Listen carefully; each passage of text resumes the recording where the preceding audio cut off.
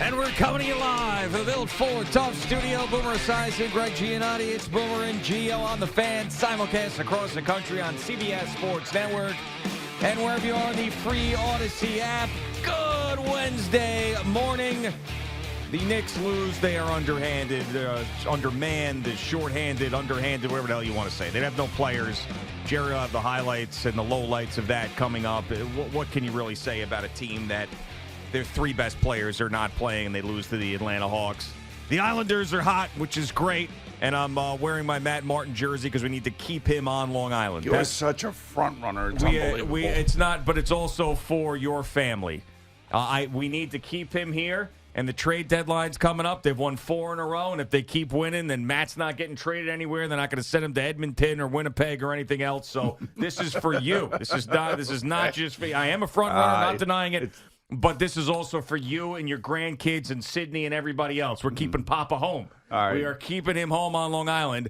And, of course, yesterday, a big day for the Giants as they elect not to franchise tag Saquon Barkley and Xavier McKinney. And they're starting their full rebuild in year 3 of Joe Shane and Brian Daboll. Unfortunately, it gets started too late, but clearly that's where they're going.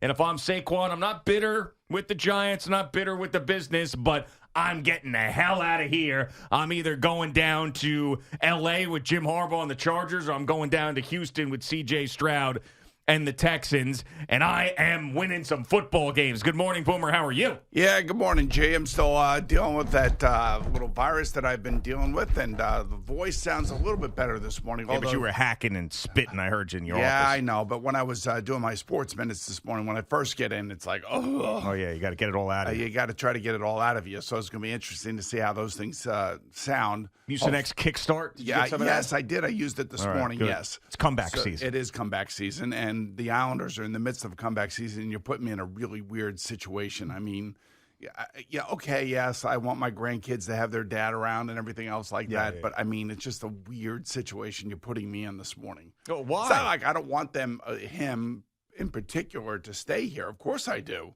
And in order for him and maybe Cal and a few of the other guys to stay here and not get traded, maybe they've heard the whispers out there. Now all of a sudden they're playing great and they've won 4 in a row. And quite frankly, if you go back to the Stadium Series game against the Rangers, the way they lost that game was so improbable that it showed you how good they were. I mean, they were a good team. They just fell apart at the end, and the Rangers had a couple of man advantage, and Laviolette, the Ranger coach, pulls the goalie twice, and you end up scoring goals in those situations, and then you win in overtime. So, they're a tough team to play. They're finally finding their game. Good for them. But you just put me in a weird spot. Oh, no, I don't think so at all. This is just showing support for your entire family. That's what it is. And when they start winning some games, of course, my attention is back on them, and I'm happy for Matt. Got to keep him here. Maybe that's what it was. You're right. Maybe a little fire under the ass when you say, hey, the trade deadline's coming up. Maybe you go somewhere else if this team falls apart. But feeling good about them now. They got a West Coast swing coming up, so hopefully they keep it moving. I don't have a Saquon Barkley jersey on today because I don't believe he should be staying anywhere in this area. Yeah, if I were him, I'd be on the first plane out of here. Absolutely. And I don't blame the Giants for handling the situation the way they've handled it. I don't blame Saquon for going somewhere else, but this is the perfect time for both of them to split. Saquon Barkley's only got X amount of years left to be a really productive back. We see how these guys fall off. He's already got an injury history, so someone's going to want him. Someone's going to pay him. The New York Giants don't need to be paying a running back at all because they're in a full rebuild. They're probably going to end up drafting a quarterback. This is going to be the last year of Daniel Jones, and this is going to be over. This is now it. Now, the rebuild got started 2 years too late because of what happened in that first season of Brian Daboll and Daniel Jones together and winning the playoff game, and they had to keep him. They had to. And I was the biggest Daniel Jones critic in the world going into that season, and he was great. And he was great in that playoff game, and you had to keep him. You had no choice. Maybe not pay him that much, but there is an out at the end of this coming year. So now, really, is when Joe Shane and Brian Daboll get their hands on this roster and totally make it theirs. But will John Mara, after another season where they're going to be losing and they're going to not make the playoffs, I'd be shocked if they did, Is he going to be able to tolerate another one of those seasons? Especially with the new defense coordinator coming in and, trying to figure all that stuff out. I would just say that given Rich Eisen's report about the Giants are done with Daniel Jones and they want to start over, then that tells me if I am a veteran player like McKinney and Xavier McKinney and like Saquon Barkley, you go somewhere else where you can win.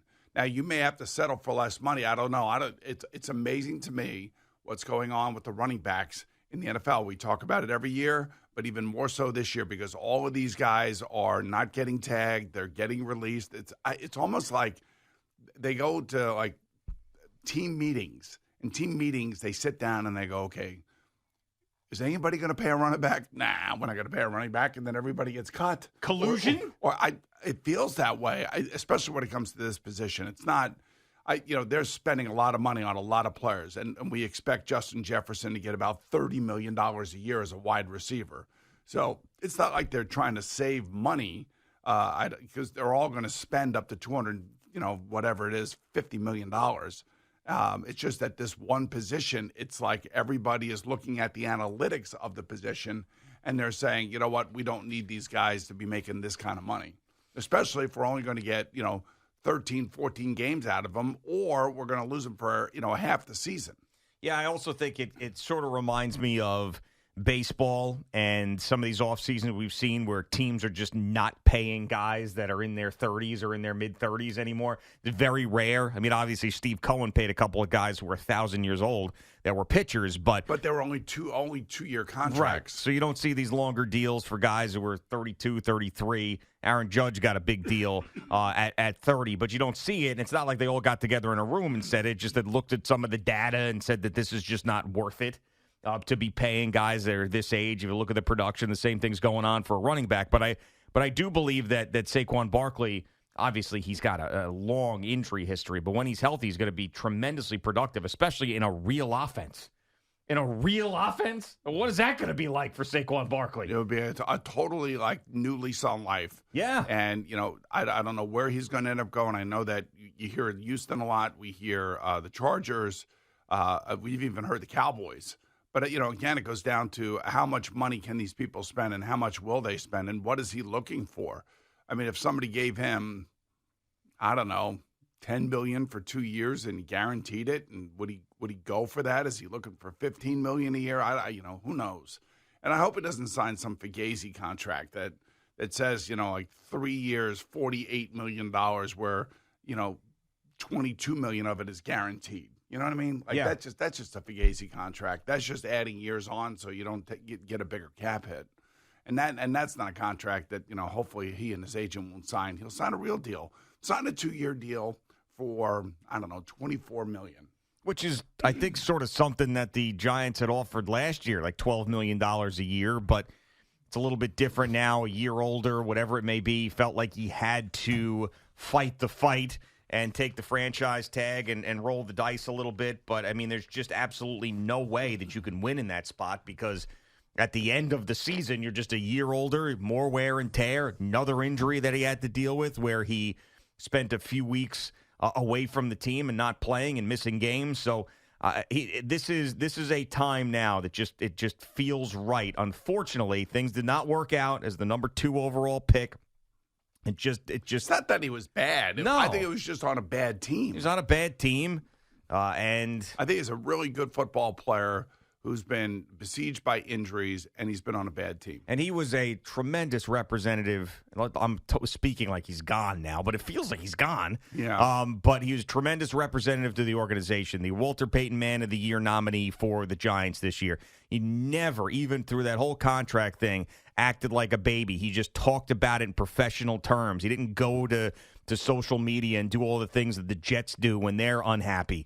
I mean, think about this. He's in a casino having fun, walking by. We see him. Al says, "You want to go on?" And he goes, "Hey, let me call my manager to make sure I'm okay." He's done everything right, is my point. Yes. And it just sucks that it didn't work out for him and the Giants in the fact that they couldn't celebrate more victories together. Did make the playoffs, of course, a couple years ago and beating the Vikings and going to the divisional round. But I would imagine the type of guy that he is, with the money being suppressed in the running back market, that winning to him is so critically important. It's got to be. And it's got to be, like, could you imagine if somebody like Mike McDaniel or one of these top 5 offenses in the league, Kansas City, I think Harbaugh is going to have a great offense out there in L.A.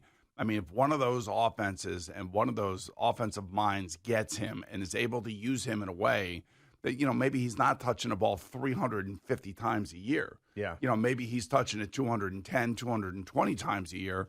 And, 50 or 60 of those touches are out of the backfield catching the ball. I mean, that would be like, and if you could add him to a group, like look at the group that the 49ers have.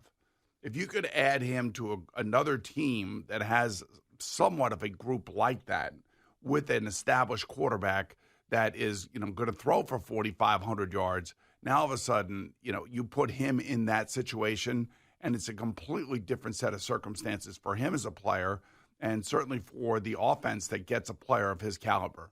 He's not going to turn out to be the gold jacket guy that we were told that he was going to be, simply because I believe he was in a bad spot. He was in a bad spot when he first got here, and it never really ever turned around for him. And even that one year that they end up going to the playoffs, I mean, quite frankly, that was, they were fighting tooth and nail to get into it. Oh, yeah. And nobody expected them to be that good. So the fact that they made it was amazing. The fact that they won a game was amazing. It was a tremendous ride. And looking back at that time, I wouldn't have done anything different.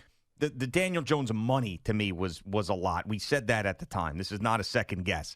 But as far as signing him, I said it back then. You had to do it. There was no way you could. There's no alternative. There was no other alternative for Daniel, and he was coming off of a terrific season. He had a great playoff game at Minnesota. Yeah, and it wasn't his fault that the playoff game, against Philadelphia didn't turn out as well. I mean, Philadelphia was a great team at that point. Right. I mean, they ran into basically, and they have been dealing with it. I feel like they've been dealing with the Cowboys and with the Eagles for the last. I know it goes back longer than the last 5 years, but I'm just feeling like they've never caught up to them over the last 5 years. Oh, no way. Yeah, I mean, and there were obviously the Super Bowl victories for the Giants in the last almost 20 years now have been amazing, in 7 and 11. But, I mean, after that, the Cowboys and the Eagles have been smacking around the Giants seemingly every single year. I do feel like they have the right head coach, though. I really do. Oh, yeah. I mean, I feel like he's got he's the old school kind of grizzled NFL coach. He had to expand his offense for Josh Allen, which I think he did, and he got the best out of Josh Allen. I think they thought that Daniel Jones could be like a mini Josh Allen. That he could do some of the same things, but there's something missing there, and whatever that missing piece is, they know what it is, and it's probably why Rich Eisen heard that at the NFL Combine, that the Giants are, as I think he put it, done, and done. Yeah, and they may be, but getting out of that contract this year before next year would be bad business. And I know that there is a locker room component to this. If they end up drafting a quarterback and you know that they can get out of a contract at the end of next year, and it just makes for this very awkward situation in the quarterback room. But, I mean, if you look at, like, first of all, a pre-6-1 release, because, just to not get so deep into the cap, but you can obviously save money before or after June 1st as opposed to before June 1st in the NFL calendar for whatever reason that they made it. So if you do before June 1st, there's just it's the dumbest thing in the world. There's a dead cap of almost $70 million. You also have to remember, too, he's still coming off of a knee injury. Now, by all accounts, and knowing who Daniel is, the professional that he is, he's probably putting every ounce of energy into that rehab. Sure. So then you look at, okay, well, what about after June 1st? Well, that's sort of like a Russell Wilson situation, which I know they had to get rid of him, and Sean Payton and him couldn't coexist, whatever, but it's terrible business. And you would have a dead cap of $60 million if you released them after June 1st, and then another $22 million next year in 2025, which is almost as much as it is, I think, about the same amount of money that the Broncos are eating for Russell Wilson, which is nuts. You know what this brings us to? The Kansas City model. The Kansas City model, yes. Yeah. So that's really, and there's an out after next year. Just like they had Alex Smith, they drafted Patrick Mahomes in the first round, And, Andy Reid, I'm sure, went to Alex, hey, look, you're the starting quarterback. I'm not, taking you off the field right now. But quite frankly, I need you to lead my team, and I need you you don't have to coach the guy behind you. You just got to teach the guy behind you, by doing what you do and who you are. And we'll let that kid watch behind you, figure out how to become a professional quarterback, and then next year we'll trade you to where you want to go. Or we'll let you go, and then you can go do whatever you want to do. But we need you to stay here. That's kind of the situation I kind of feel like the Giants are in. Their team is not as good as Kansas City was back then, but they may have to go. They may have to go to Daniel Jones and say, "Look, we want you here. We want you to be our quarterback next year. We fully expect you to be our quarterback next year. But we are also drafting for the future. If in fact they draft a quarterback in the first round, who knows? And if we do draft a quarterback in the first round, look, it's your team. You still got to go out there and be the professional. We're paying you to be our quarterback, and we got to let this young guy sit behind you and watch, because we know you know how to prepare. He knows how to prepare. Everybody in that locker room respects him. Everybody in that locker room seems to really, like Daniel Jones as on top of respecting him. But I would think that if that Eisen report is true and they're looking at one of these quarterbacks coming out this year, then I think you got to be honest with Daniel Jones. That's the least you can do. And he, in 1 year already, a couple years ago, when they didn't pick up the fifth-year option, he was essentially playing for his life in a Giants uniform or his NFL career. He came up big, so he's going to get another one of those opportunities to showcase himself in a year where the Giants draft a quarterback and make it a tough decision to let him go. If in fact that's what the Giants do. Well, they have to. They have to. I understand that we both feel that way, but I'm just saying we have to see what they do on draft day. Draft day will tell us all we need to know, because they're not going to go free agency hunting for a quarterback of $8 million. No. To be the backup. I mean, they're going to be going out there to draft the kid, to have him sit and let Daniel Jones be the starter, assuming that he is totally healthy coming off of the knee injury.